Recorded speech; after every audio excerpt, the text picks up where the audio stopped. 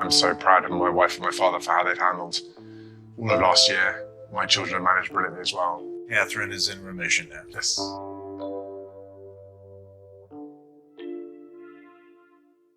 One early morning last summer, Catherine made an announcement that stunned the British public. Prince Louis and Princess Charlotte had long been admired for their bright smiles and cheerful public appearances. Yet few imagined the emotions hidden behind those innocent expressions. That changed when Catherine stepped forward with a heartfelt message about her children. The atmosphere outside Kensington Palace felt strangely still, nothing like the usual bustle of tourists, photographers, and staff. People had gathered expecting the routine, perhaps away from a passing car or someone slipping to a side entrance, but instead they were met with a heavy tension that lingered in the air. Even the reporters on site were unprepared for what followed. Catherine emerged without any royal fanfare, no escorts, no perfectly timed car, no aides managing the moment, and simply walked out one of the palace doors until she stood visibly before everyone. That single, unaccompanied walk carried weight. Dressed in simple clothing, showing the exhaustion of a sleepless night and the strain of suppressed emotion, she balanced the demands of her royal role with something deeply personal.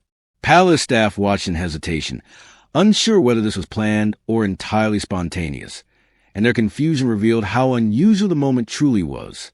Royal life rarely allows improvisation, and reporters quickly sensed a break from protocol. No briefing notes, no quiet guidance, no stage management, an absence that spoke louder than any prepared statement. According to one seasoned journalist, the moment felt like a scene that rewrites public memory. It was clear this was no charitable announcement or ceremonial update, but a choice to stand before the world without institutional protection, an act filled with both risk and meaning. As she approached the microphones usually reserved for official press briefings, the windows of the royal nursery stood behind her, an unintentional yet powerful backdrop symbolizing family rather than duty. Her expression revealed how difficult this step was. Years of training had taught her composure, but now that composure came from vulnerability rather than perfection. The crowd sensed the gravity of the moment and remained silent, cameras adjusting with clicks that felt unusually loud, as everyone waited for Catherine to speak from conviction rather than obligation. According to correspondents, Catherine had spent much of her public life avoiding unnecessary emotional drama, relying instead on steady consistency to build trust, rarely seeking attention for herself, making the significance of this moment unmistakable. When someone who avoids spectacle steps directly into the center of one, the meaning becomes undeniable. She took a deep breath that seemed to gather every scattered thought, and in that moment she stood not as a royal figure, but as a mother confronting a reality that could no longer remain private. The children whose windows stood behind her were no longer symbolic heirs. They were young individuals carrying pressures that had begun to show in visible, troubling ways. Though the world did not yet know the details, the outline of the story was taking shape, and what she was about to reveal would expose a side of royal childhood that had long been protected behind palace walls. As Catherine began to speak, many expected a polished, rehearsed statement, but instead they heard the voice of someone who had been quietly carrying the weight of her children's struggles. She explained that the smiling images of George, Charlotte, and Louis, polished public celebrations, and carefully coordinated photographs showed only the surface. Behind those smiles lay a strict daily structure that left little room for spontaneity. Early routines, monitored lessons, guided conversations, and a constant awareness of being watched. Every movement, reaction, and expression was observed, not simply to teach politeness, but to mold them into roles they had never chosen. George, as the eldest, bore the heaviest expectations. At just 10 years old, he felt the looming responsibility of a future predetermined for him, leading him to worry about disappointing others or being constantly scrutinized. His once natural smile sometimes became something practiced. Charlotte faced a different pressure. Naturally confident and expressive, she loved choosing her own outfits and speaking her mind. Yet within the palace, her independence was subtly managed, shaped toward grace, cooperation, and restraint. Catherine noticed that Charlotte's vibrant personality dimmed into caution whenever staff or tutors were present, as if she were learning to filter herself to fit an unspoken mold. Louis, the youngest, experienced pressure through exposure. Cameras had surrounded him since before he fully understood what attention even meant. By age 2, crowds and photographers had become sources of discomfort, leading him to cling tightly to Catherine's hand during public moments and ask privately whether more cameras would be waiting. Catherine's words open a door into the realities her children have been quietly carrying, revealing a truth far more personal than the polished images shown to the world. Cameras had become such a constant presence in Lewis's life that he eventually began asking whether they would be waiting outside whenever the family left the house. Studies in child development show that repeated exposure to overwhelming environments can shape how children respond to new situations, often creating caution where curiosity should naturally grow. And Catherine realized Lewis was beginning to see the outside world as something to brace against rather than freely explore. Yet, that wasn't the most alarming part. What struck Catherine most deeply was the emotional restraint ingrained through tradition. Her children were taught to suppress visible distress, to remain composed through ceremonies and public events even when tired or overwhelmed. And she watched as this restraint slowly became instinctive. Bursts of laughter grew less frequent. Spontaneous questions dwindled, and moments of unfiltered emotion became rare.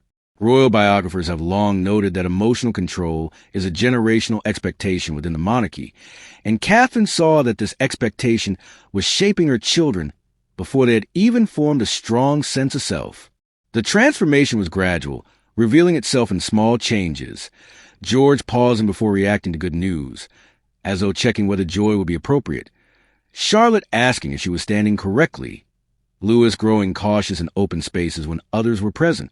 Natural movement was being replaced by learned behavior. Tutors and advisors, though not unkind, focus on shaping the children into figures suitable for public life, guiding and correcting with precision, but rarely encouraging emotional expression or creativity unless it aligned with protocol. Catherine began to see that the palace environment was nurturing symbolic identity rather than personal identity, preparing the children to represent something larger than themselves while softening or reshaping the unique parts of who they were becoming. She knew this had happened to generations of royal children, including William, yet she could not ignore the dimming joy she saw in her own. Childhood is brief, its confidence and imagination fleeting, and she realized those precious years were slipping away faster than she had ever expected. Though the world admired the children, she saw that admiration came with a cost. Their childhood was being constructed in service to the royal image. Each polished public moment built upon emotional effort the public never saw.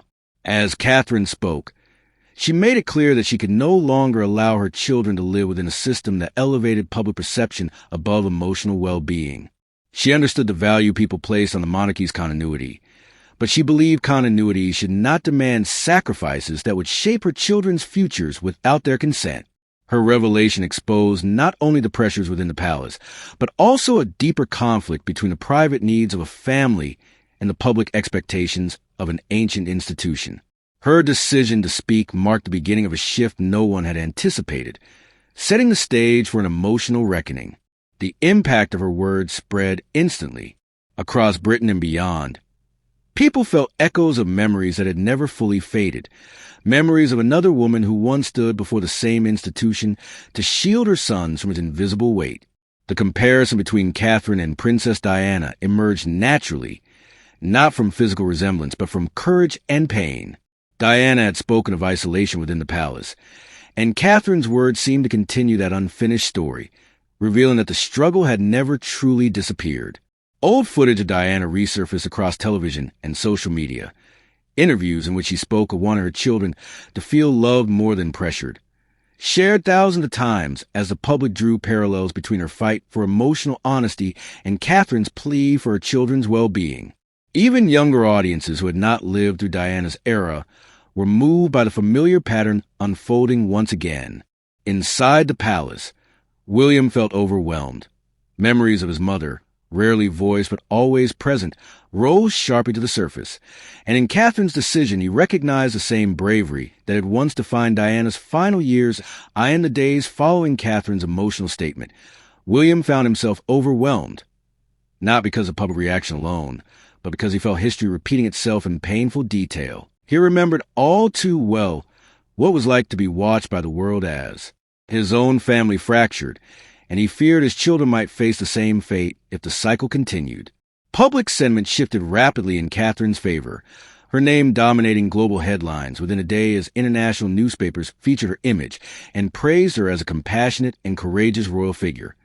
with polls reportedly showing her approval rating soaring above 80% and hashtags bearing her name trending worldwide as parents, psychologists, and public figures discuss the emotional cost of raising children under constant scrutiny.